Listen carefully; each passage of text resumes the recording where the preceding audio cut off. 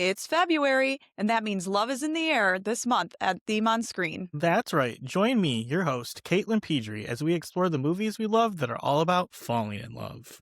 So whether it's meet cutes, friends to lovers, or the sound of the paddle on little Timothee Chalamet's ass, we're exploring some of our favorite romantic tropes and the movies that define them. So cuddle up with that person that you love and join us as we explore Theme on Screen.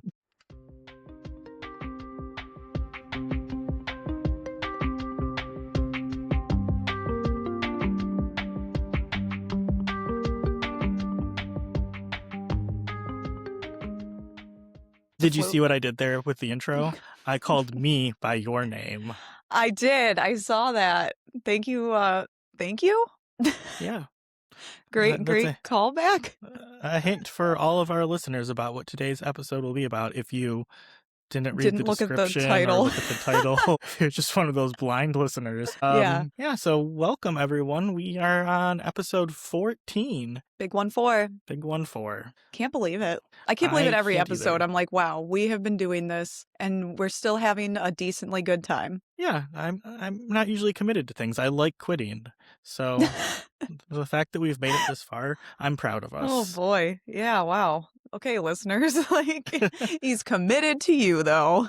Yeah, I'm more committed to you than I am committed to quitting, at least for now. Yeah. No. With that being said, this will be our last episode. How are the Gurskis? We're okay. What's your last name? Pedri.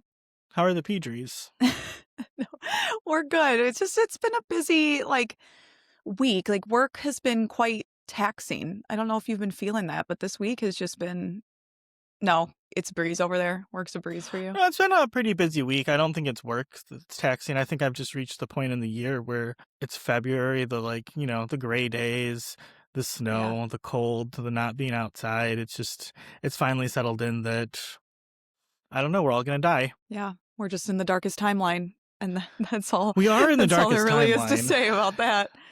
No, I literally texted your wife today. I was like, I could really go for a Bloody Mary on a patio by the water as soon as it's warm. Please find me. I cannot do this anymore. Need something to get us out of this. That does sound nice. Just, maybe poolside in Vegas. I guess we don't even have to go that far. We could just be on a dock in St. Clair Shores.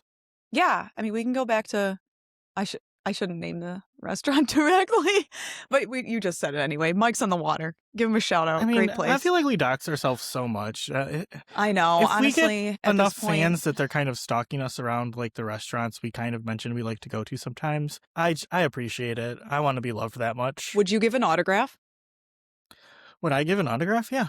It would be weird. I don't know why anyone would want my autograph, but if anyone ever did, sure. I was just thinking, would you take can I take a picture with you, Paul? Yeah. If someone cares about me that much, are you kidding me? I don't even like myself that much. Terrible. I think that will be how we know we made it. Then we got to hide. Then we got to be more careful. We just need one fan to kind of stalk us too. Yeah. Matt Turner, leave us alone. It's weird. Stop following us. Did you watch any movies this week, Paul? I only watched a few movies. It hasn't been a movie-filled week for me, but I was trying to knock off some more Oscar nominees. So I had mentioned I was more excited about, I think, the weird categories. I guess they're not really that weird, but, some of the less big categories like Best Animated Feature or Best Documentary. So I did watch The Perfect Neighbor on Netflix, which I cannot recommend. That is nominated for Best Documentary. It's about a murder in Florida, and it's mostly police body cam footage that is used to make the documentary. And I was listening to a podcast about it earlier, and one of their points was that they don't think the movie that you get is the movie that the filmmakers think that you get. And without spoiling too much, I agree with that. I don't know. I think it was really supposed to make you think twice about stand your ground laws in Florida, which I don't think are a great thing, but also the movie just... there's something voyeuristic about it. You're literally watching police body cam footage as someone is murdered. So, oh, you see it? You see her lying on the ground. She's not dead yet, I believe, but and it's actual footage, not recreation. Yeah, and apparently her mom did push for the footage to be used in the movie, but I really just don't. I don't know if it's as effective as. I mean, it's heartbreaking. Don't get me wrong, but Yeah. then there's But a maybe lot that not goes getting the into point it. across that it thinks it's getting across. Yeah, and I think it is the front runner for best documentary now because it's on Netflix, and I think a lot of people have seen it. But for me personally, I would not recommend watching that one. And then I also watched Little Amelie and the character of Rain, which is nominated for Best Animated Feature, and it was a lovely movie, very beautifully animated, great score, pretty simple story. I'd say it's definitely a kids movie, but it was sweet and cute. So that's all I watched. Okay. What about you? Watch any Thank you. movies? Thank you for asking. We did. We watched F1. I wanted to get that one off my docket, and John agreed to watch it. I'm confused. It wasn't great. Like, it's not best picture for me, but I don't know what people were seeing that I wasn't seeing. I do like Brad Pitt, and I think he was fine. It's just car racing. Am I not? I'm again not the audience for this one, I guess. Well, I can explain why it got nominated for Best Picture if you really want an explanation. There is an explanation for it. It's so the people that get to like vote on these things, a lot of them are the behind the scenes people, the special effects guys and the, stunt guys and all, everything that goes into a movie like F1. There's a lot of technical stuff that went into that movie. Uh-huh. Like they had to invent new cameras that would just be like lightweight enough to fit in those cars and actually film. So there's so many people that just kind of respect the craft of how the movie was made that voted for it. And also F1 is huge internationally, and the voting body has a lot of international members. So I think it's just something that's bigger in Europe, say, than it is in the US. So there's just a lot of people Sure. that really enjoyed that movie. And a lot of the behind the scenes people just kind of like the craft that went into it. So that's how it Well, got don't you think at nominated. that point then it could be like voted for maybe best cinematography or best technical I don't know, what's another I one? mean, You know maybe what I they mean? might have gotten some of those too. I can't remember if it got anything other than Best Picture, but you watched it at home. I watched it in theaters on a big screen, and I think it's probably. Do you think you would have enjoyed it more had you seen it in theaters with really loud sound and you almost feel like you're behind the wheel of that car? Yeah, maybe, probably. You're right. It was the story. It was the most basic story of all. Like Oh yeah. you can tell what the story is going to be within 5 minutes of the movie starting. Oh, I Like knew there's no exactly. Yeah. surprises. It's full of cliches, but it's still a fun and somewhat affecting story. And I mean, it's a movie that you see because cars go fast. They go vroom vroom and look real cool. Sometimes they crash and it sounds real loud. Yeah. Like it was a technically really cool movie. It's not something I really feel like I need to watch again, but I had a lot of fun seeing it, and I don't mind the fact that it got the nomination. It didn't make either of our top 10 lists, but No, but what I can you also hadn't do? watched it at that point. That's true. And then they, had some of it was in the Vegas, so that was nice to Oh see yeah, our old stomping grounds. I act like we're our from old there. stomping grounds. Yeah, Ugh. You know Which how I what didn't it said take over when we were there? I mean, all that stuff was going up when we were there I'm for the pretty sure actual every F1. time they're like starting to close the streets down to get set up for F1, and then it happens like a month later. I think they spend 6 months like preparing and taking down, Yeah. and that's why locals hate F1 so much. Well, I watched that one, and then your wife and I watched People We Meet on Vacation. We did watch that one because they were shooting that movie the last time we were in New Orleans. So Katie and I thought we might be famous, like caught in the background. We were not, so do not watch that movie expecting to see us. But the biggest takeaway that I think I have from that film is that this lead girl was absolutely insufferable. She was the worst that I could watch. And I assume this is how she is in the book, because a lot of the comments on, Letterbox, for example, were that she was absolutely awful. But then also that it is part of her character in the book. So she did a great job being the worst. I believe Sean Fennessy's Letterbox review was something along the lines of Emily Bader signed me up for season tickets or season passes or I something. don't So understand that. he liked her performance so much that he's just like, I'm all in on this woman. Ugh. I hope that she is better in other things. Not that she was a bad actress, but I guess she did it so well that I did not like her. And if I was near her in this movie, I would just walk away. If I was the guy in the movie with her, I also probably would have just given up on her and walked away. But it was a cute little love story. I mean, obviously, or not obviously, but same as F1, just super generic. You knew that they were going to get together. It's exactly what you were looking for on a Friday night with wine. So I have recommend-ish. read an Emily Henry book, and I assume it's not People We Meet on Vacation. I think I read Beach People.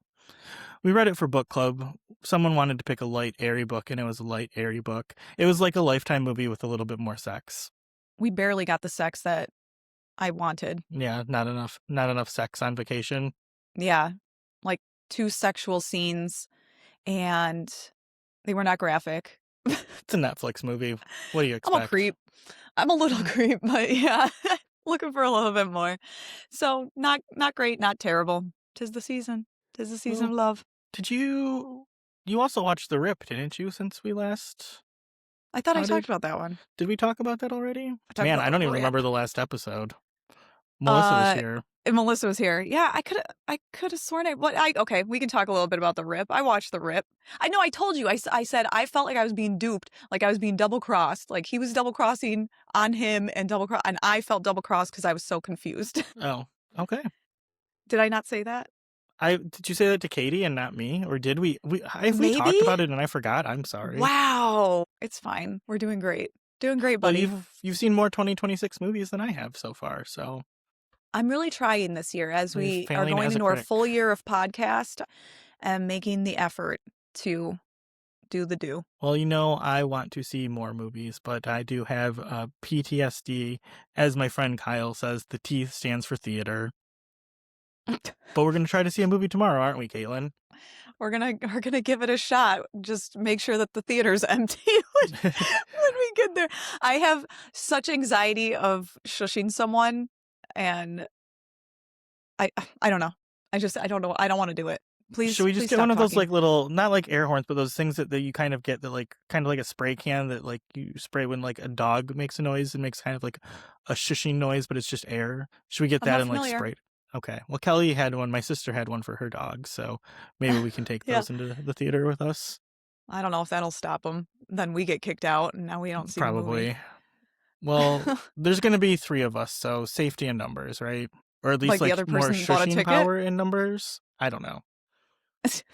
No, me, you, and Katie. Oh, I thought you said Katie was volunteering. I misunderstood. She volunteered. Never mind. We don't need to talk It's about this fine. on You the know pod. what? We don't need to talk about Katie's personal comings and goings. I have some questions for you if you want to have some questions. Ask me a question. You want a question?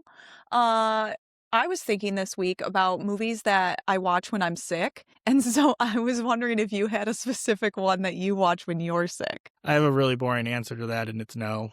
You don't? So, uh, another thing is, people might not know this about me. I worked from home before working from home was a thing, and I don't anymore, but I worked from home for a long time, so I did have a good period in my life where I wasn't sick. It was like 6 straight years without even getting a cold.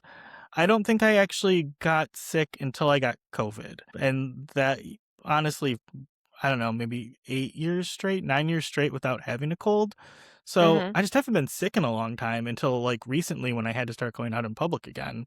So it's just Yeah. not something that has occurred in my life where it would even be a time when I would put on a movie because it doesn't happen. That's actually a So good point because when I chose mine, I was like, but I haven't actually watched it in a long time because I'm not sick yeah, and I'm not around children who would get you sick and um, gross coworkers. gross coworkers like coming over and snotting on your desk or coughing and being like, "Can I get those papers?" Is that what people do in the office? That sounds like an office, I right? don't know. I mean, I work in a doctor's office, so yeah, probably. Yeah, so you're a little safer. Yeah. Well, my movie before when I did get sick, or in the last case of me watching it, I had gotten fired, is High School Musical 2. I just, for some reason, that one just always gets put on and it would make me feel better. I don't know what it is. I'd get, cozy cozy in my blankie and would take my meds, whatever I needed, and High School Musical 2 would go on.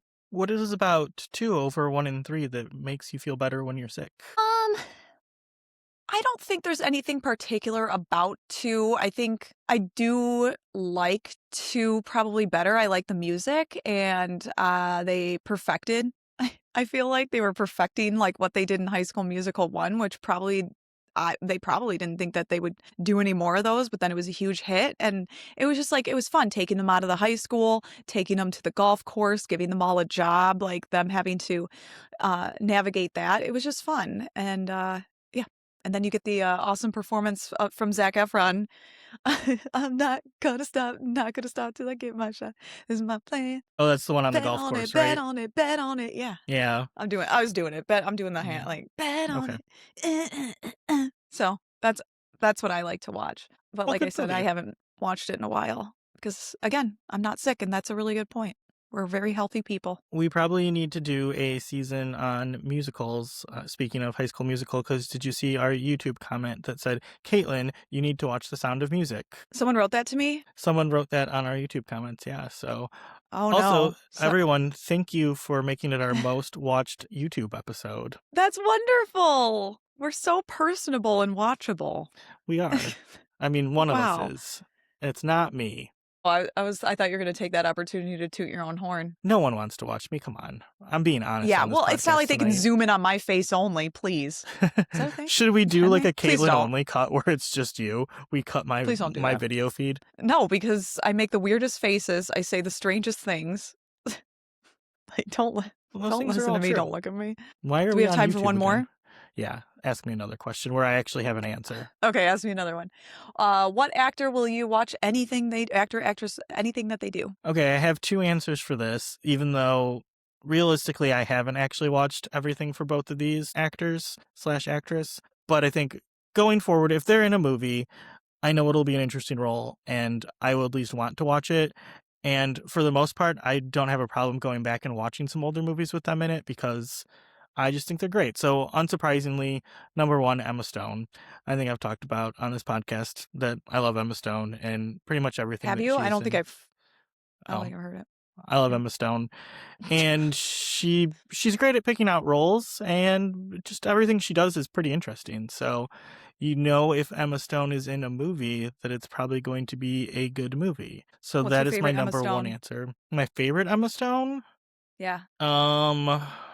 I've got a lot. I mean, I can go all the way back to Easy A. I loved that movie. I watched it a lot.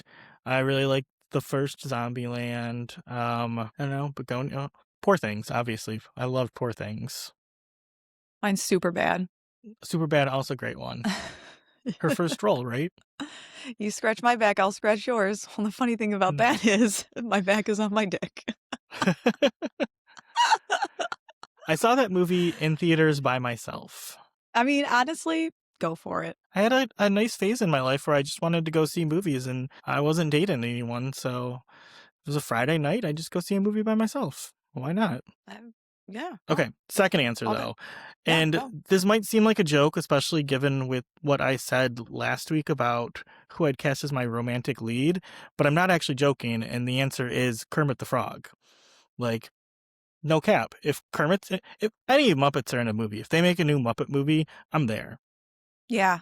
That's why you're so excited about the new Muppet Show. I am so excited about the new Muppet Show. I absolutely love the Muppets, and yeah.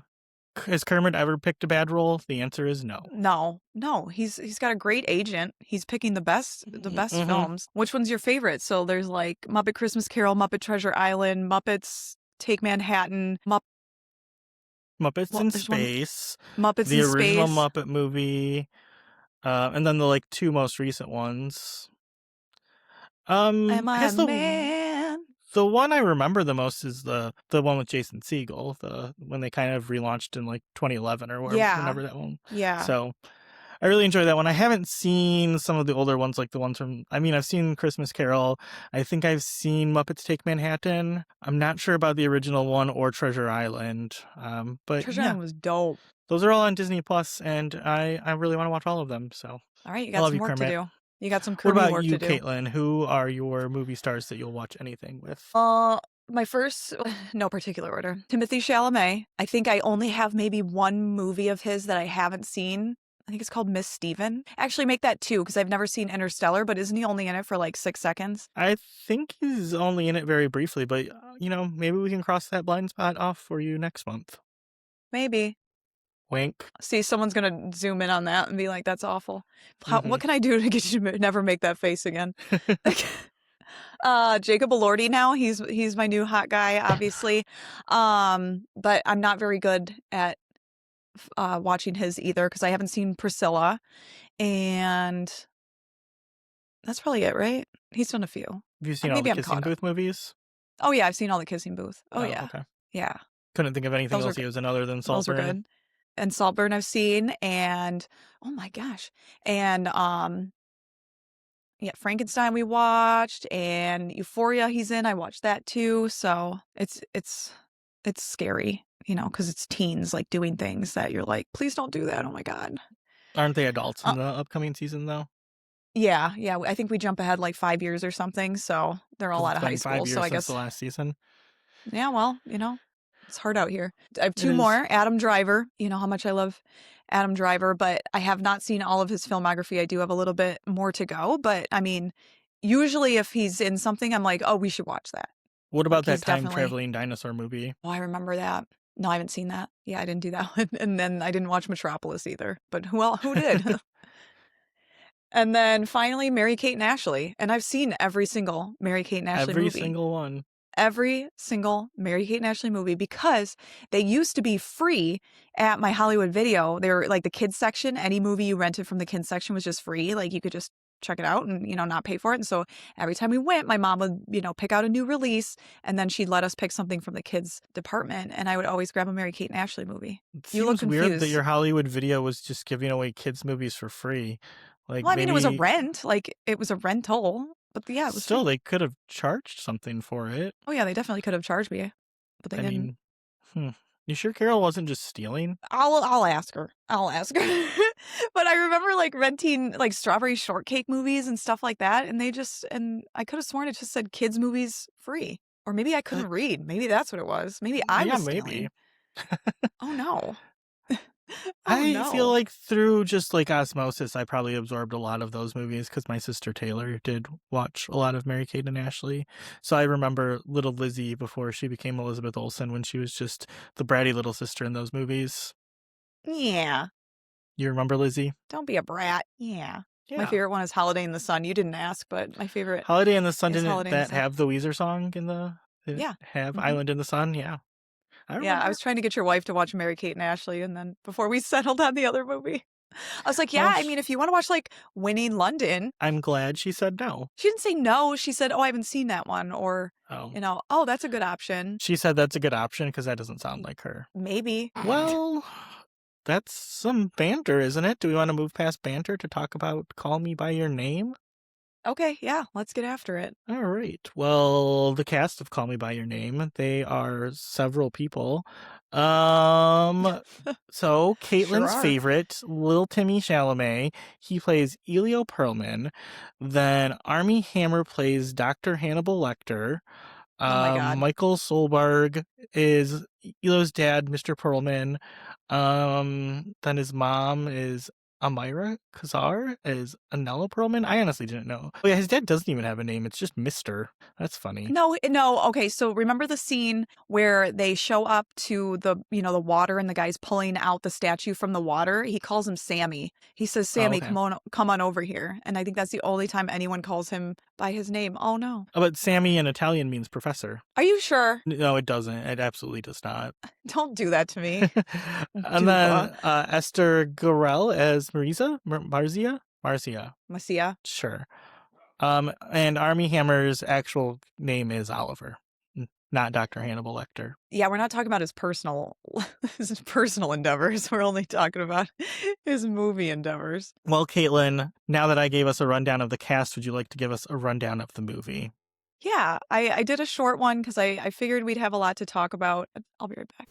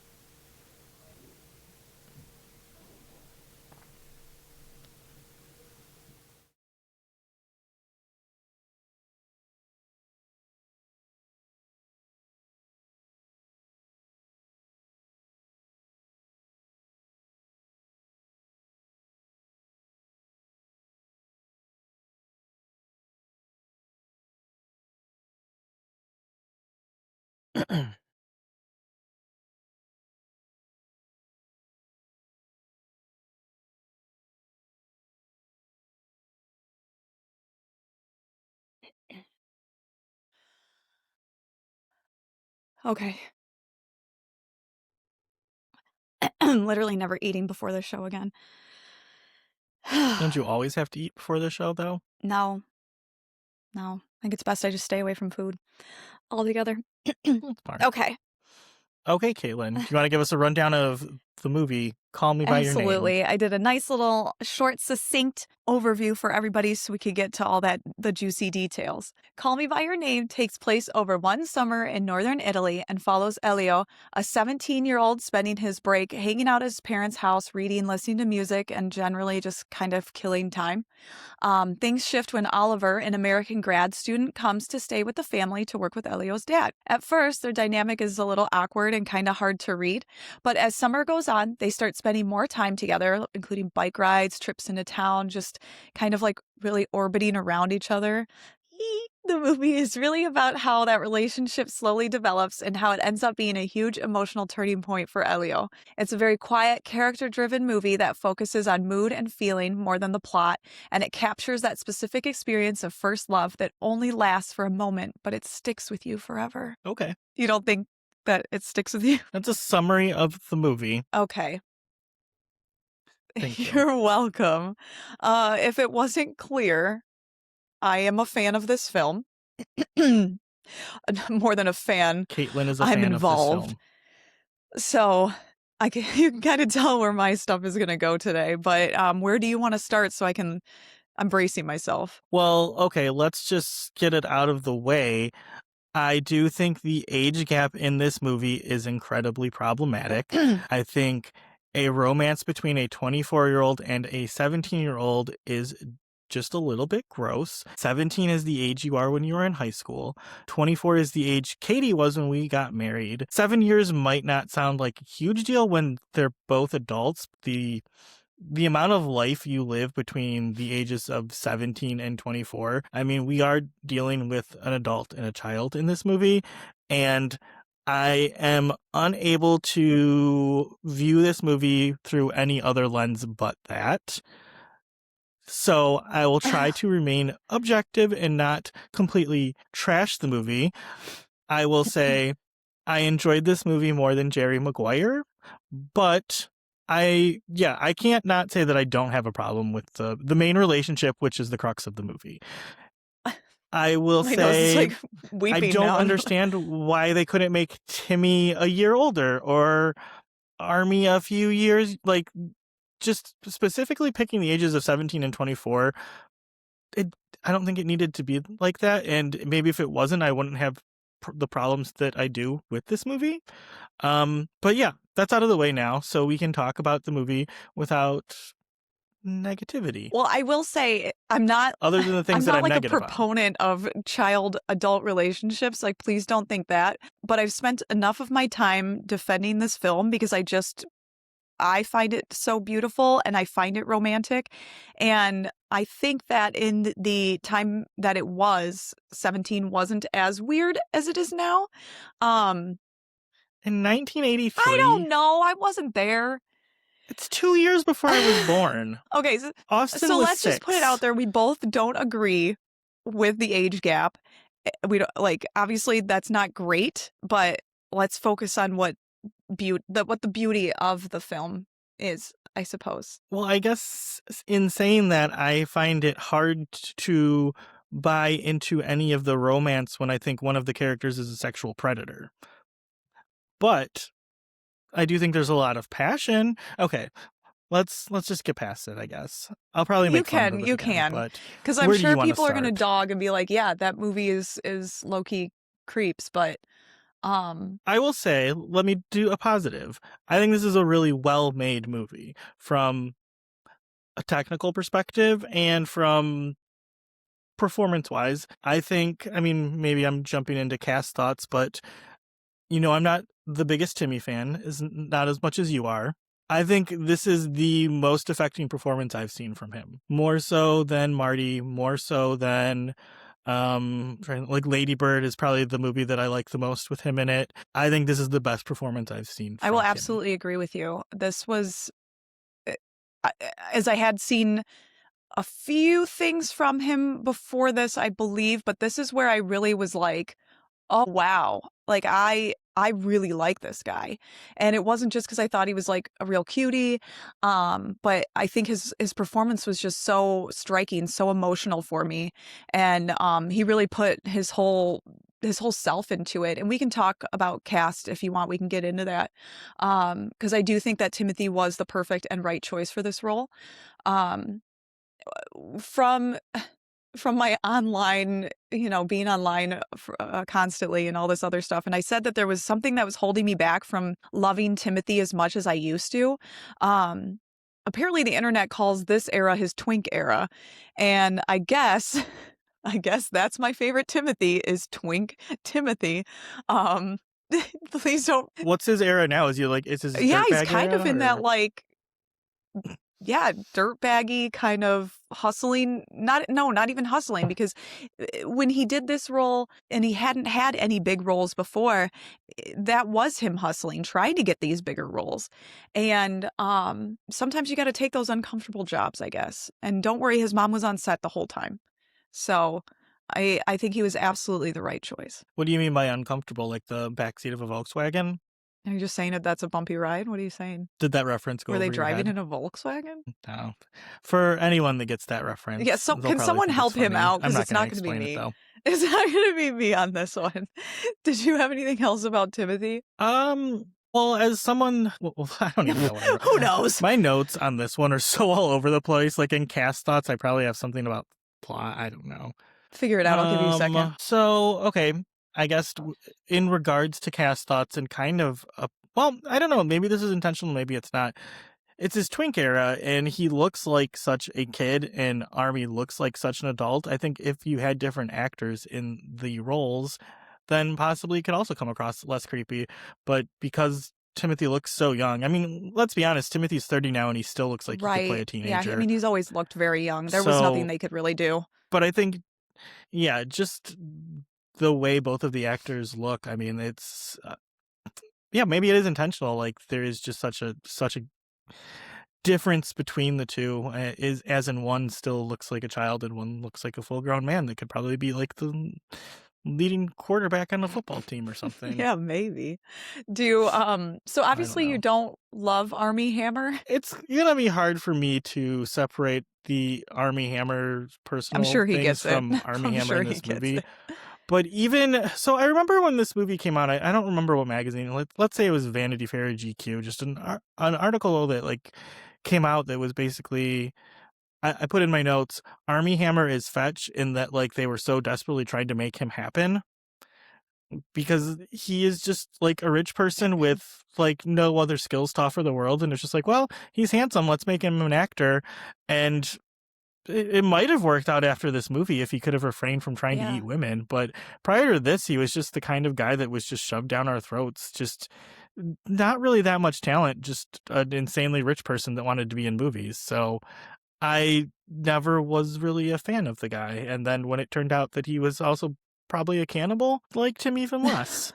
That being said, he's not that bad in this No, movie. he's not that bad, and I agree with you on I pretty much wrote the same things because they did try to make him like an it guy. Like that was the moment and like Yeah, they wanted him to be the new hot guy. Uh yeah. I mean, it didn't work and and it was his family trying to buy his way in. Like, yeah. it's just, it's not even, I don't know. It's kind of what's wrong with the I world. watched that Rich documentary people about him just and his getting to do family. whatever. Yeah, I'm aware. Yeah. And I'm sure, like you said, if he didn't go down this route that he was probably already on and then got worse about it, he probably could have been something Mm-hmm. decent, you know? He's no Because Chris he's okay Evans, in but this. who Who is? is? Chris Pine? I don't Well, I know. don't know. I kind of like when I was thinking about if there was any other actor that could do his role, because like I said, I don't think anybody could have done Elio like Timothy did, but I'm like, who else would I put in the role of Oliver? And then I just thought of other blonde guys, and I'm like, okay, Chris Evans. So I don't think Chris Evans could have pulled it I off. was just going by the way he looked. Even though he's Captain America, I just feel like I don't know, there's more of a physicality to Armie than there is Chris Evans. Physicality as far as, like, his height? What are you saying? I don't. How old's Armie Hammer in real Oh, life? heck if I know. I'd put him out of my brain so that he wouldn't eat it. He's 39, so yeah, I'm trying to think of who else would be kind of in his age range. It doesn't really matter. We Maybe don't like need to a like recast this a movie. like a Jake Gyllenhaal? Gyllenhaal's maybe. No, I don't think. Because Chris Pine's 45, so that's even older. I was thinking Chris Pine more than Chris Evans, but Yeah, it it's doesn't all right. We're matter. not making a dream cast for Call Me by Your Name because frankly, this right is my dream cast.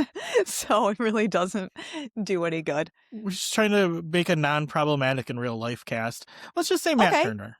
great. Whatever you're into, guys.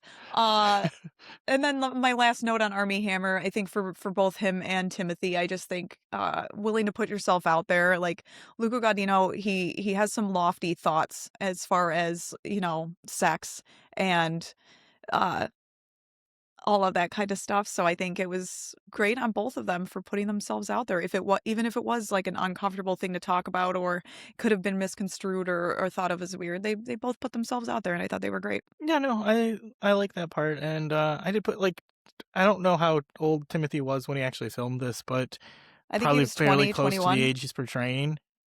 So yeah, not that far removed from being 17, and like, he's just so good.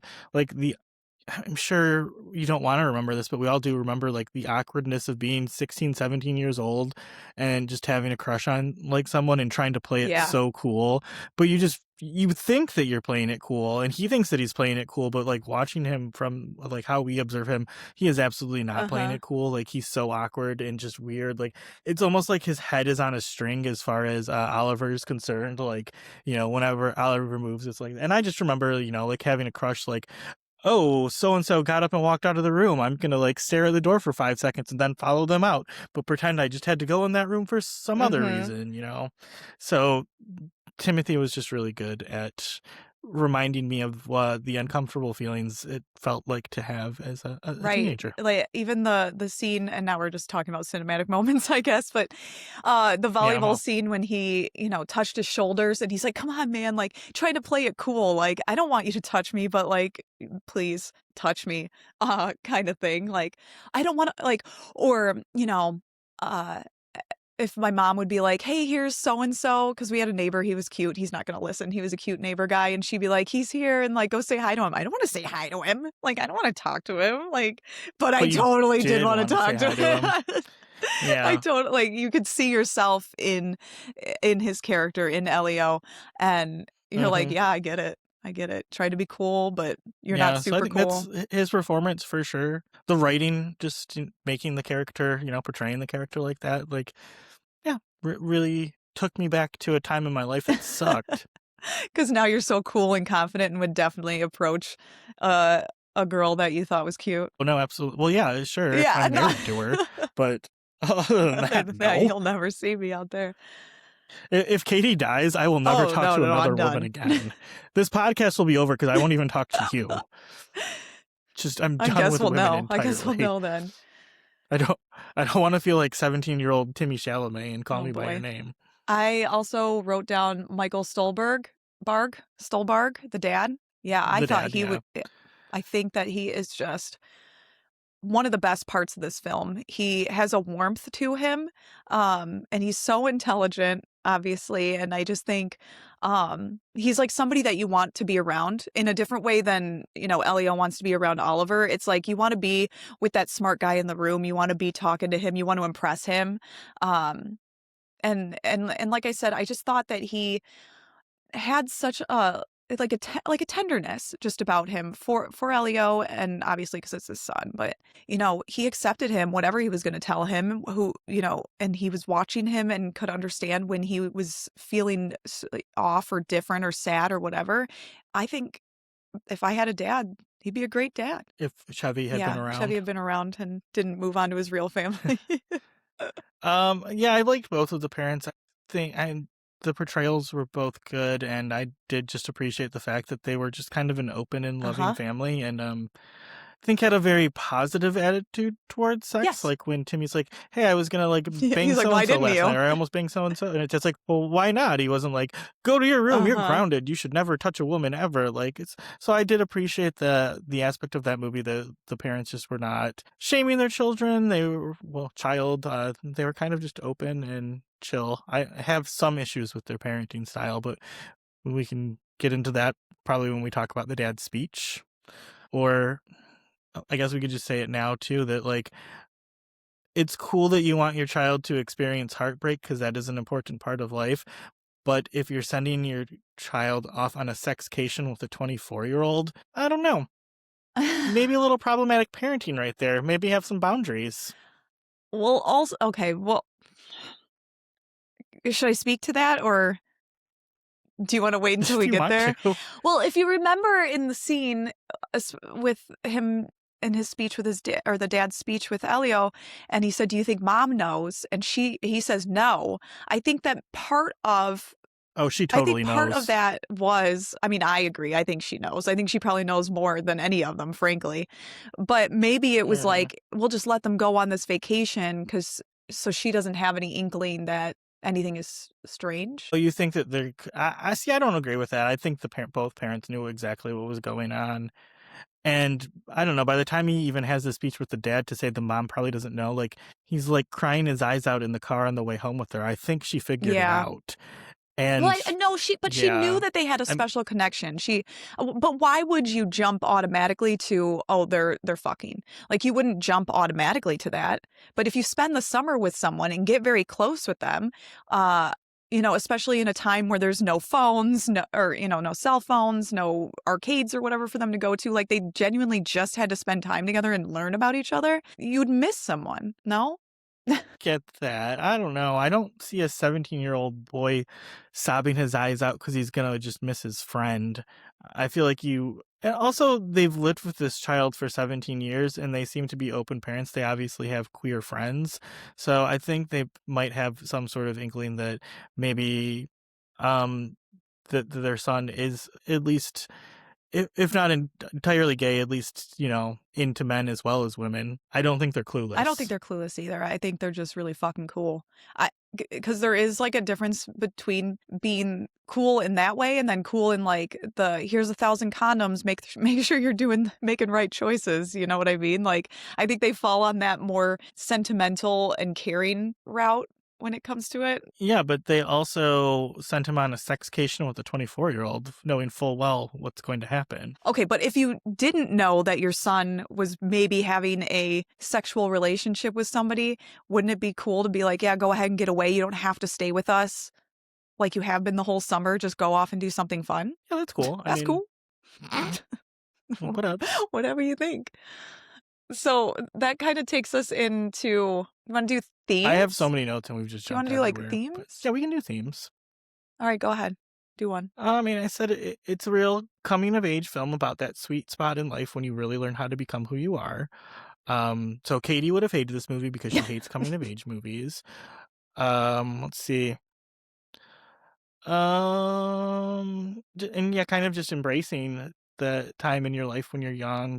Like the full experience of human emotions also includes the bad things, and the bad things are just a part of what makes us who we are as the good things, and you can't necessarily have one without the other. So kind of like trying to not lose the heartbreak or the hurt or the, kind of some of the negative things in your life, because something like heartbreak you wouldn't really experience without you experience this really low, but you wouldn't Without the experience it high. without that high. So yeah, so it's kind of worth it. And then I think a lot of the themes are kind of tied into what the dad says to Elio at the end of the movie, which for the most part I think is a really good speech. But I do have the problem, like when he said, like, eventually you're going to be old and no one's going to care about your body anymore.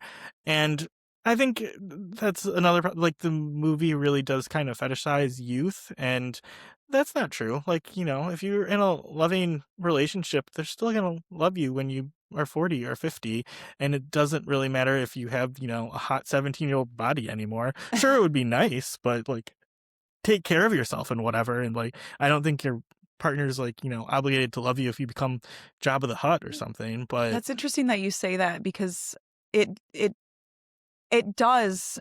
I hate to use fetishized youth, especially with what's going it on right does. now, but I There's so much like but yeah, just you think about shirtlessness all of and the skin in like this the movie. statues that he finds, like his whole job is finding these Mhm. Mhm. statues, and even the conversation with Elio or Oliver on the couch talking to the professor, and how everything was so sensual, like all of these carvings were so sensual Mhm. and things like that.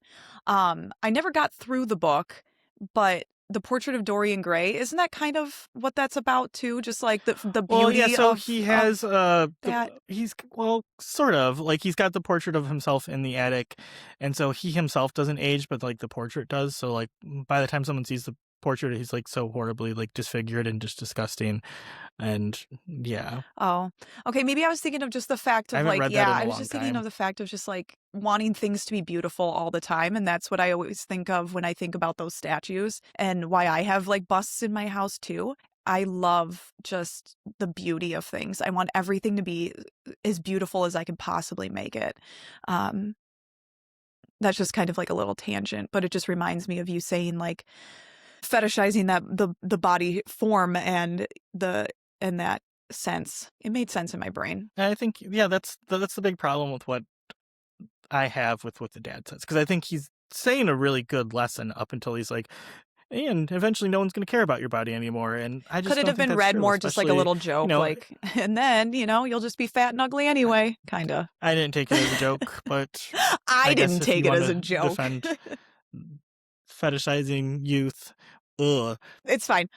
So then, well, I'll talk about the family portion because that's kinda where we're at right now. Uh, th Sure. Are we still in yeah, I'm still themes? in Did you themes. say any Yeah, themes? I I didn't was say done. any. No, but Okay. I like when you get after it, when you do your little tangents. I wrote family and then first love were like my big ones that I always take from this. And it wasn't until I got older that I really, or not older. I mean, I saw this movie not that long ago, obviously, but just noticing the connection with his family has really started to resonate with me as I do get older. Um, it's important to note that they just know him well enough, like I said a minute ago, that they know well enough to see changes in him and shifts in his behavior. Because I mean, how often do people have even the smallest bits of conversation with their parents where they're like, "Hey, I'm sad," or, "Hey, I'm thinking of having sex with this girl," and stuff like that. I mean, I never had those conversations with my mom. I could probably think that you have not also. Yeah, like we're not having those convers. I've never Oh. met my mom. Great. But there's just such a connection with this family. They truly do understand Elio. And if I feel like if he had just come out even and just said like I'm in love with Oliver, they would have been like great and stood behind him 100%. Like I don't think there was really anything that he could say or do that they would be like, "Ah, no, like get out of the house," kind of thing. They were just so Yeah, I open do and think they were unconditional. good, loving, Yeah. supportive parents, though maybe they shouldn't have been when it came to a 24-year And we're old. back at it again. Um, I did really I thought that was another interesting thing. I guess it's more of the script. It's not really a theme or anything, but the scene where I think their relationship really first starts and they're kind of walking around the fountain or whatever is the statue or the fountain. And he's like, well, you're the only one that I can tell this to. Because I Like he wanted you kind to of says know. something along those lines. Yeah. And it's funny because, he could have told his parents, he could have told his friends. It seems like he has a lot of really close relationships in his life, but I also remember being that age and feeling like, "Oh, man, I just, like I want a girlfriend so I can have someone I can be myself around because I just can't do that with anyone else," even though I completely could. I had great friends. I had parents that cared about me. I had 2 sisters that I probably could have, said whatever I wanted to, and they still would have been my sister, like but you do feel like that at a certain age that you're just, like, so alone and you need to find your Mhm. soulmate, and yeah, so I thought that was just really interesting part of the script and the Yeah, portrayal of that's a the great character, and it just memorable reminded me scene of you for you sure. saying that.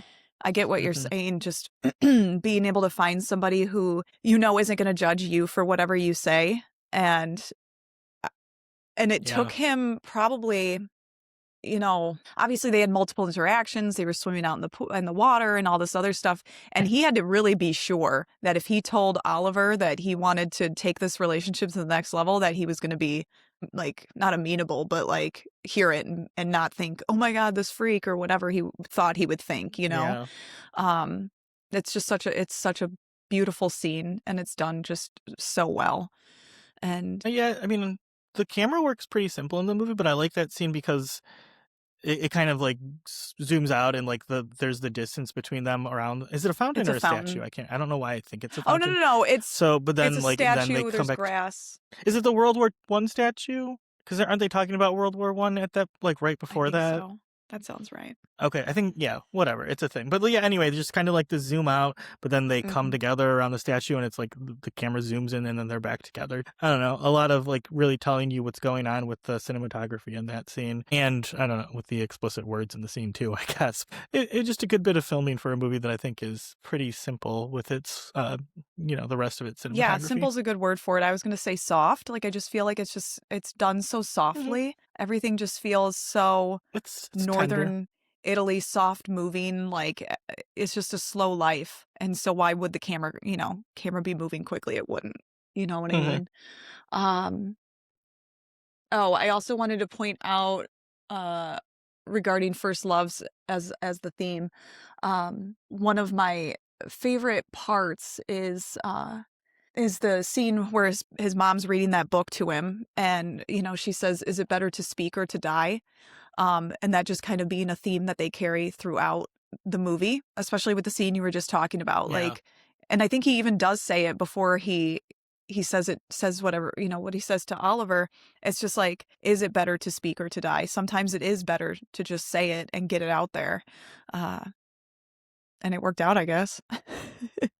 Well, as someone with a podcast where I, literally get paid to speak, I would say it's always better to die. Yeah, we're getting paid, by the way, in case anybody had any questions about it. We're just paying ourselves in and oh, and then I also wrote, Oliver always says, "Why do you put yourself down?" And Elio says, "So you won't." He just cares so much about what this guy thinks of him, and he doesn't want to come off uncool or embarrassing to him, because he just sees that like such a confidence in Oliver. I don't know if I'm still on theme now. I feel like I'm just talking about all of my favorite things that he says. When do we ever really stay No, on we never whatever really point we do. think we're on? Never. And then I wanted to write because like uh, n- not and I just don't think that it is just a gay movie, and I will spend the rest of my life like saying that it's not, because to me this is just a movie about love. And that's why I understand where you're coming from when you say like I can't really separate that this is basically a child and he's a full adult and they shouldn't be having this relationship, is very inappropriate. I get it. But I just look at it from the mindset of love, and sometimes you cannot help who you fall in love with.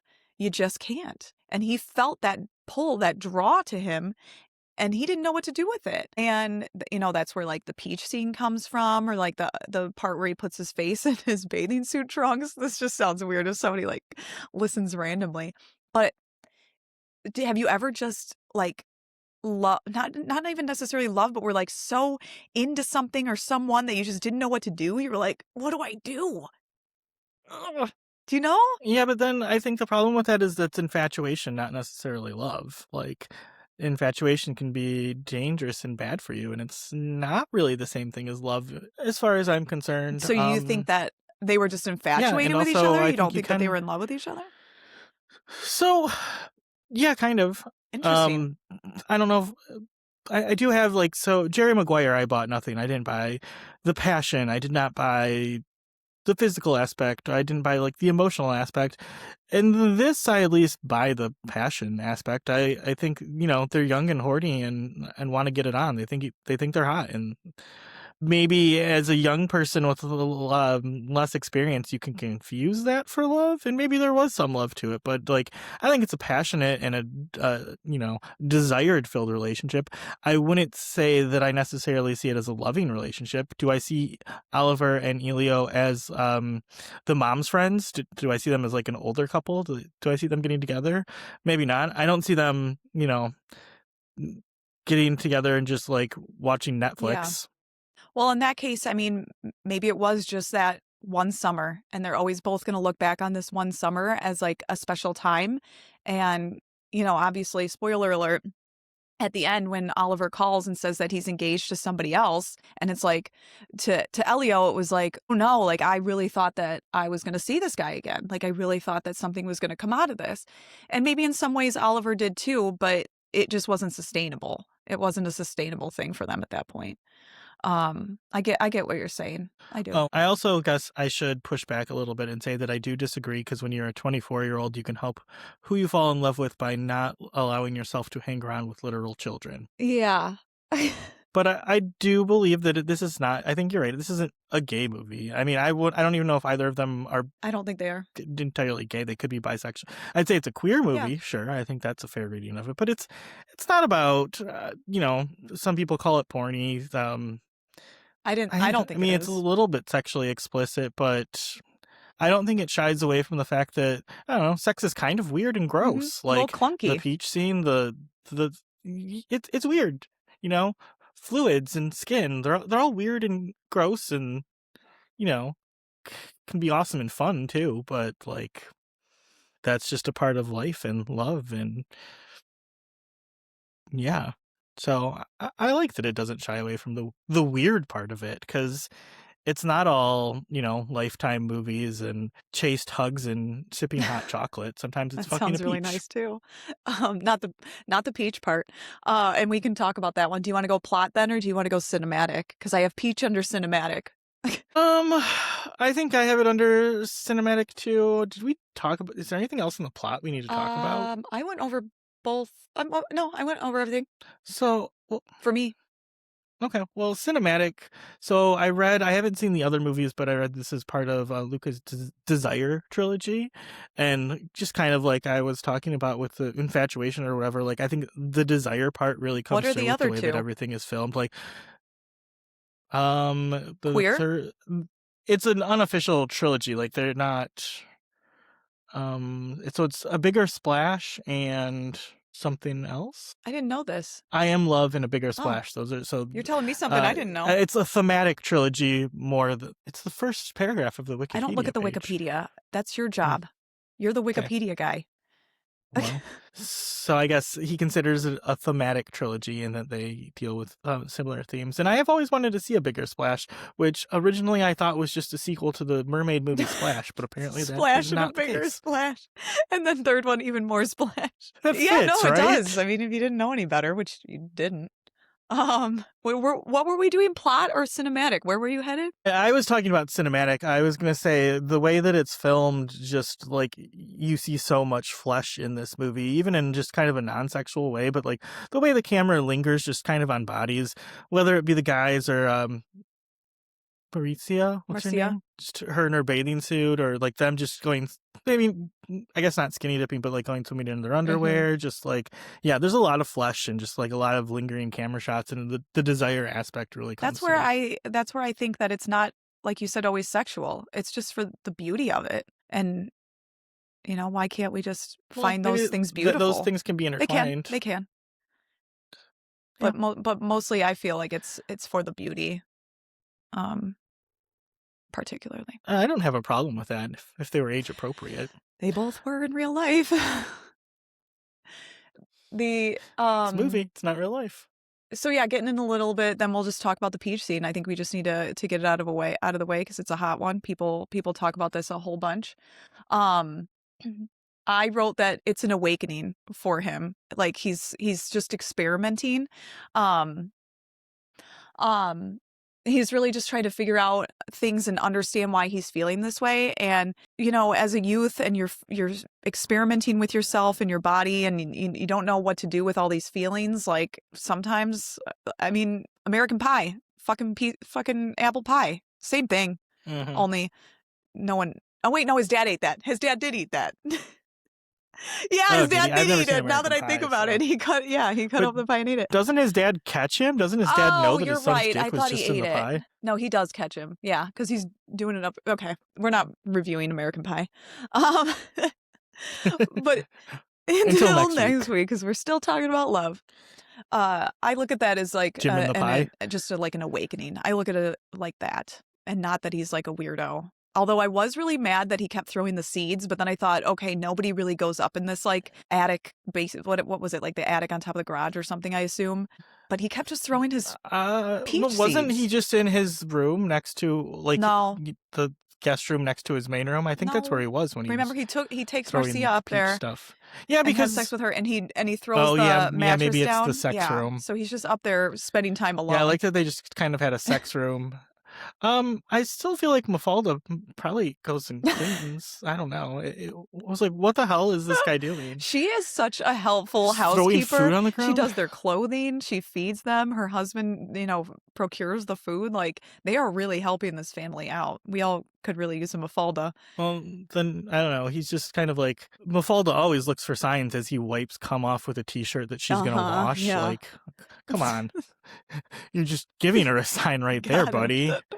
Yeah, I don't know. The peach scene, it doesn't really bother me. Like, I never had sex with a peach. Would you I'm admit it on this willing to admit podcast, though, that if you here. did? Would this be the time? If I have to be I honest with would. you guys. I I've would done this admit before. that. It's not bad. But I mean, I do remember being 17 and just like, you'll hump anything really. Like Sure. your Yeah. hormones are weird and like just your brain's crazy and you don't know what to do. So I get it.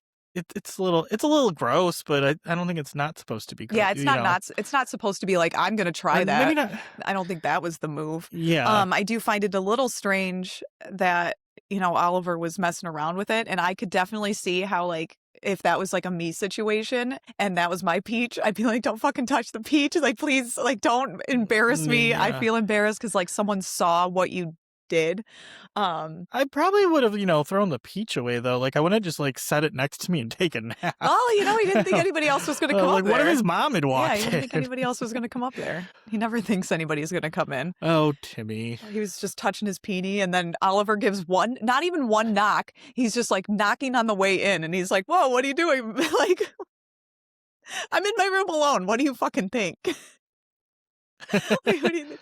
I mean, he already like walks in and I'm jerking off Yeah, earlier in and the he's like, "Oh, movie, book." so- Don't worry, I got a book. I'm reading. yeah, but then he shakes his hand and then he looks at. Did you catch that? Like he goes to like pull him off Yeah, the and, bed, and he then says, "You kind need of to go looks at right his now." And hand. he was like, "Can I just wait a minute?" And he knew. Yeah, he Oh knew. yeah, he gets it. But I think as a guest in someone's Yeah. home, he definitely should have like knocked and waited. Well, he doesn't have a lot of boundaries. He's a bold, brash He's so American. American. Um. Later. Laters. My other favorite was just like riding their bikes through town. The Italian countryside is just so beautiful in the way that, it's shot, and just that simplistic kind of riding your bike and enjoying your time together. Laying in the grass, making out with each other, whatever, and like even when they're riding, he's like, "Do you want some water?" And they roll up to that random woman just, doing her green beans out front, and she's like, "Yeah, I'll get you water." Like, you can't do that anymore or ever. I don't think I've ever been able to do that. Yeah, I liked. I don't know. I'd give you a Thank glass you. of water. I did think the setting was beautiful. I think Italy's beautiful. I love looking at just old European cities. I wrote that I think I was born a decade too late and on the wrong continent. I agree. 'Cause, like, literally just, being outside at the weird dance, smoking cigarettes with my how friends. fun did that and look? just listening to some, like, New Order or whatever the hell That they was had on. one of my favorite moments, though, because he's just Yeah. so, like, he just lets loose, and he has like Oh, such yeah, I a had that under favorite look at moments, us. too. And then there was a Mhm. bunch of supercuts online where they got him like dancing and the lights flashing, and they just make it into see, you wonder why that was my favorite era. Is it weird to call it a twink era? Is that offensive? Is that a weird thing to say? Like, you can say that. Definitively define this Yeah, this I mean, I guess era. we should both state that we are not experts on the LGBT If we are wrong, community please or help us terminology be or correct and be kind. We're just trying to learn here and grow. Um What else? Oh, and then my last for cinematic moments was just that, obviously, the ending of the movie, the ending phone call. I think this was peak acting. I think when you think of Timothee Chalamet and like a great performance, that put it over the edge. That was peak performance for me. Just, he looks straight into the well, he looks away from the camera, but he's straight up in the camera, and you could just see the pain. You could just see the pain. That was good acting by Timmy. I put what a tool when it comes to Oliver. It's like, why Colin rub it in his face? Like, hey, I'm Yeah. getting married. Oh, by the I way, I remember remember everything. everything, lover. Like, what a Yeah, he shouldn't have jackass. said that to him. Um, Be cool, I bro. did listen to one podcast about this. I listened to Unspooled with Paul Scheer and Amy, what's her name? Amy Nicholson, the LA I'm Times familiar. movie critic. And Paul pointed out that the average lifespan of a fly is 28 days, which is roughly how much time they had together in this movie. And then there's that fly that like kind of lands on Ely or at the end of the movie. And that's something I wouldn't have ever I didn't really even thought of. think I kind about of that just because thought I there was a just thought it fly was in the weird that he scene. was there in the But winter. Like, yeah, usually flies are so dead by that time. that seems like it was done on purpose. Wow, So I thought that was just yeah. kind of a really cool touch that I didn't pick up on at all. And shout out to the podcast Yeah. Unspooled Great for find, pointing that guys. out That's to me. awesome. Yeah. Favorite moments. I guess that ties in with the ending because that's just my thought. What a tool Oliver is. This guy sucks. What are your favorite moments then besides driving or riding their bikes? I think I really touched on all of them because I was reading favorite moments instead of cinematic moments, but they all kind of just tie in with each other. Yeah, just I liked when it wasn't necessarily sexual and they were with the dad at the like archaeology site and they were all Did you just kind read of my having fun notes, in the Paul? water. That was really nice. That's Can we not just have the same no, favorite? but it's That's just funny. it's just It's a nice scene. I feel like if there wasn't the inappropriate relationship taking place and it was just a strong friendship and like these three different generations of guys just kind of all like hanging out, enjoying just kind of art. relaxing and just and just kind of being carefree. It was it was a nice scene. Yep. That's so funny. I wrote the exact same thing. As far as favorite moments go, it's probably not a moment, but I guess more just the whole thing. Sufjan on that soundtrack, just banging away on those songs, bro. What's your relationship with Sufjan? It's like a medium plus. We listen to him a lot in general. But it's not like I could say like, oh, this is my favorite thing or anything like that. I'm medium plus. I like him. I remember when it's probably before he really got huge when the Michigan album came out, and it was when I regularly read Pitchfork every day, and it's just like, oh, there's an album named Michigan that they gave Best New Music. So that's when I started listening to Sufjan. Seen him in concert a few times, and I'm quite a big fan. Yeah, I think he does great here, especially with Mystery of Love and Visions of Gideon, honestly. I think they're both great. And I think the soundtrack throughout is great. I saw some people that didn't like it, and they're like, are they going to stop playing this sooner or later? But I think there's something to be said about a song or even just like a couple of notes as it was that just kind of carry you through the movie. And they stay with you as like almost like another viewer to me. I know that sounds weird, but I feel like they're part of this watching journey with me. And that's how I felt like that little plucky kind of sound was. Man, that reminds me of another thing I heard on Unspooled, and I don't want to just be regurgitating things I heard on another podcast, but I think Paul said that he took it as, or maybe this was intentional, I can't exactly remember, but it's a movie that takes place in the 80s, and Sufjan is not trying to do 80s music. He's playing very modern music, but the kind of intentionality behind that is that it's someone in the modern era looking back and like kind of singing about a time when they were young and like these are memories that they're kind of experiencing, and that was the Okay. idea of having modern music soundtracking this movie, and I thought that was kind of cool. Interesting. That's an interesting thought. Did you have any other favorites we can go into? We kind of talked about the ending. Do you have anything else you want to talk about with the ending? No, that was it. I mean, good performance by Timmy. I did read that he had an earpiece in it and was listening to the Sufjan song while he was doing it, so Yeah, I that's read that pretty too. cool that the actual music that is, soundtracking the film was just as affecting for him and helped him in the probably one of the more difficult scenes since he's, It's literally just him, just like yeah. staring and has to go through like 60 different emotions at one Right. time. So cool. Glad that Timmy likes Sufjan. Going back to his parents too. Do you think Kylie listens to Sufjan with I him? don't think so. Do you think Kylie Jenner can get into Sufjan Stevens? Mm. Do you ever think they just like put on Illinois and just kind of vibe? I don't think so. I don't think that's Okay. that's happening there. But I did want to point out just in that last scene, and you're obviously focusing on Timothy for the whole thing, but you can see his mom and Mafalda getting the table ready behind them for Hanukkah. And if you notice, she says his name differently because she can tell, obviously, again, and that's how you know that their family relationship is so deep and open that she says his name just so soft, like Elio, time for dinner, like because she doesn't want to force him. She knows he's going through something, and she's got to let him have that moment, have that little emo moment. And I just really like the parents. I'm sorry, I just really like the parents. Yeah, You good could tell parents. that I do. I mean, I still had that under favorite, just like the way that sexuality is explored without shame, and part of that is the parents. So I agree. I like the Yeah, I parents. think if there was less Except, shame. they should have protected their kids from a There we sexual go, predator. one more. I think if there was less Mhm. shame in it, things would just be a lot different. I can probably say the same thing speaking about myself. We don't need to get therapized right now, but if Yeah. there was less shame about it. We don't need Paul's therapy corner Paul on and this Katelynn episode, or having maybe we do. Maybe therapy, that'll be next time. Who knows? without, revealing myself, but I think there needs to be a little less shame and a little more understanding. Acceptance Yep. and love. I agree. The only other miscellaneous thought I had is not really related to this movie, but kind of, if you just like the shots of Italy and like Italian countryside and Italy in general, do yourself a favor and give the show My Brilliant Friend a chance. It's all on Okay. HBO. There's 4 seasons. I'm saying that to you and the I'm accepting audience, it. Thank but you. Okay.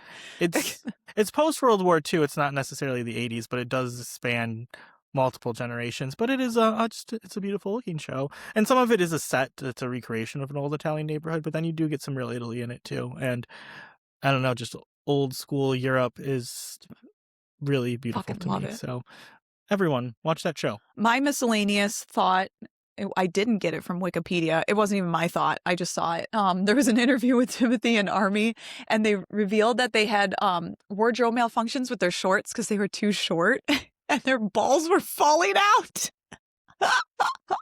So they had to edit out some of the balls and fix some of the shots so that we didn't see any balls. And I wrote, release the footage. No, thank you. But, we do rely too much on CGI sometimes these days, but thank goodness for it back Thank then. you for that. 9 years ago? Can you believe this movie's 9 years old? And I don't know. Yeah. Well, It's old enough to vote. It's old enough to go on a date with Armie oh, Hammer. he doesn't like children, though. He just likes to possibly eat women. Fine. That was probably too low. And then my other one was that I'm going to have an Elio's mom summer. I'm going to be rocking the denim on denim look. So I wore denim because I'm rocking Oh, I'm nice. trying to be his mom this summer. And I'm just going to like wear denim and smoke a lot. So be prepared for Okay. that. And then I just said, poor Marcia, like this poor girl. She really thought she had something special with Elio that summer, but there was something a little more special. Yeah, I did feel bad for her, and she's like, "I'm afraid you're gonna break Why my would I heart." do that? And then he's like, Never. and then like 2 days later, he's like, Yeah. I'm over you, Don't worry about me. Got something else. guys. Men. What scum. Say something nice about men. Do you have anything else? I think that's all I have for the movie. This is an unusually long one, but I guess we had a lot to say. Well, this one is one of my favorite movies, so I have a lot to say, and I appreciate all the listeners sticking in with me, and they probably think that I'm a fucking weirdo, but you know what? I really don't care. So 5 stars. Well, actually, I gave it 4.5, but nothing's perfect. I disagree. My dogs are 5 perfect. stars for dogs. Do you want to say? I'm not gonna give it a Well, star you don't have to rating give it right stars. now. I don't know. You just do you hate it or you love it or you like it? I'll probably never watch it again. I mean, I think the problems with I have with it prevent me from wanting to spend any more time with it, but I do think it's a well-made movie. I mean, I can give it credit for being technically good, and I can give Timothee Chalamet credit for being a good actor. Got one. I got one. Medium plus. He's medium plus, guys. I got him. Well, thank you for indulging me, Paul. I really appreciate it. And I'm going to watch it again. I'm probably going to watch it again maybe this weekend. But anyway, Well, do you have any non-movie shout-outs? I really enjoyed the new episode of The Muppet Show. It hasn't actually aired yet, but I'm just preemptively, like, after I'm going to this love comes it. out, it will have aired. So I'm preemptively saying that everything is just so terrible right now. The weather is terrible. The world is terrible. And we just need a little joy in our lives. And if anyone can bring joy, it's the Muppets. So yes. And then I just finished the book, A Drop of Corruption by Robert Jackson Bennett. It's the second in the series. I kind of forgot how much I love the series, and I don't know why I waited to read the second one. So that was a good book. And then I'm going to give a shout out. This is kind of weird, but Writer Strong started a new podcast called The Red Weather, which it's fake, but he is doing it like he's making a true crime podcast as himself, Ryder Strong, going to investigate like the disappearance of a girl from his Oh, hometown. So the crime behind it is not real, and he's got professional actors playing like, you know, his friend or whatever, but he's interviewing like his actual parents, and like it's blending a lot of truth and fiction. And there's only been 3 episodes so far, but I've really enjoyed it. sounds And I think interesting. it kind of is intentionally like maybe highlighting some of the problems with like the voyeurism that is so inherent in true crime podcast. So that was cool. And I like Ryder Strong a lot, so just shout out to that. Very interesting. Very cool. Now I on to you, actually don't have Katelynn. any. I'm sorry. So if you want, if you You want want to me to just give give, a shout out if to you want Todd me to again? give you a shout out, give me a reason. Okay, cool. What are we watching next, Paul? We'll see how bad the world is right now, because like Katelynn That's doesn't what even I have mean. anything good to I got say about her nothing. I'm weekend. like, let's just find something good. So what are we watching next week? Because that's good. Mm-hmm. Amelie, a movie that I have no idea how Katelynn has not seen yet. So this is one of the most Katelynn-coded movies of all time. And if she doesn't like it, I don't know I'm what gonna I will make it. do. Wait till I make it my whole personality. Then you're gonna be like, Honestly, if you make it your personality, I'm not going to judge you. That's fine. okay, I don't think I'm not gonna like That'd it. be I'm cool. excited to watch it, and Okay. If I'm wrong about this one, I don't know what I'll do. I mean, I'd say I'd like eat a hat or something, but I don't really oh want to my eat a gosh, hat. we just So go live on YouTube and you try to eat a hat. we can do that. I think I'm gonna like it. I I will. think I'm gonna I'll like it. try to eat a But you hat. guys will hear our review Okay. next week, so or the week after that, All right. Well, whenever it comes out. yeah. Which reminds me, like, Um, subscribe, and rate our podcast. You can also follow us on Instagram at theme.onscreen. We're on Letterboxd, Theme on Screen, and our new YouTube channel, which, like Paul said, we're getting the views. So come and catch up and watch yeah. our pod. So definitely, even if you're not going to watch it on YouTube, if you could give us a like and a follow or whatever. I don't know how that Subscriber. algorithms work, but the more followers, the better, I guess. So yeah, give us a subscription. In between whatever else you're watching on there, cat videos, picture videos of Timothee Cat Chalamet, videos, supercuts from just Call Me by Your Name, whatever. women playing tennis. Who Whatever you're knows? into. Okay, well, I think that brings us to the end of the show. What do you think? End it? We will see you All next right. week. Thanks for listening. Bye. Bye.